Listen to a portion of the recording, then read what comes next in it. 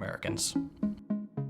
When Europeans first laid eyes on what they called the New World, it's estimated there were around 15 million indigenous people living in North America. By the end of the 19th century, there were just 200,000. 14.8 million people were killed by these foreign invaders who, without any sense of self-awareness, considered the native population savages. Perhaps the most infamous period of the genocide is known today as the Trail of Tears, which lasted from 1830 to 1840. This project, initiated by President Andrew Jackson, a war criminal and slavery enthusiast, and approved by the United States Congress, had the explicit goal of removing Native Americans from the land the US was currently colonizing, and relocating them across the Mississippi. The problem was, most of these people didn't want to leave their homes. So, naturally, the US butchered as many as it took until the native population complied. The actual relocation process was incredibly dangerous, and thousands of people died. They did everything they could to make the native people who were just trying to exist seem like evil monsters bent on destroying the American project. There's a reason Hitler had such admiration for this period in American history, but we'll get to that later. One early example is the Philippine-American War. At the end of the Spanish-American War, the United States annexed the Philippines. The island nation didn't want that, and declared independence. The United States, a country halfway around the world, said too bad.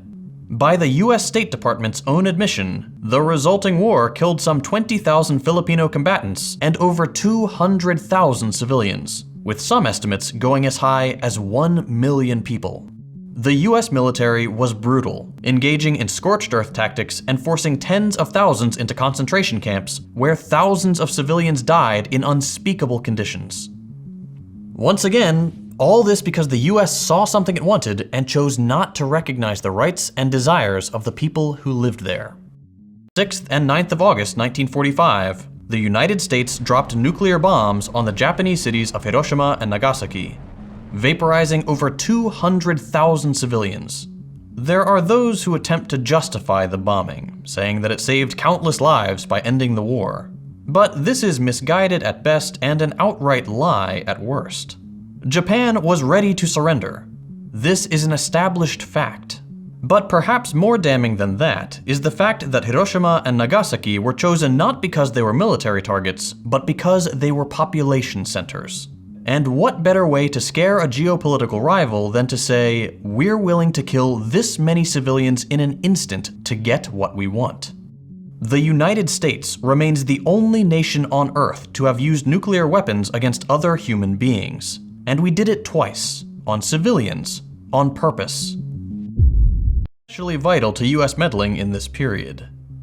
Another one of their pet projects was trying to assassinate Fidel Castro, the revolutionary leader of Cuba. They made at least 668 attempts to eliminate the beloved leader, trying everything from poison to gunmen to Looney Tunes-style exploding cigars. Despite the CIA's best efforts, Castro lived a long, healthy life, finally passing away in 2016. For anyone unfamiliar with the story of the Cuban Revolution and their efforts at resisting US imperialism, as with the aforementioned interventions, the Cold War was the primary factor driving US involvement in places like Vietnam and Korea. We were desperate not to let communism be seen as a viable economic alternative to capitalism, and it was starting to catch on. So the US did what it does best: butcher civilians in the name of maintaining its dominance.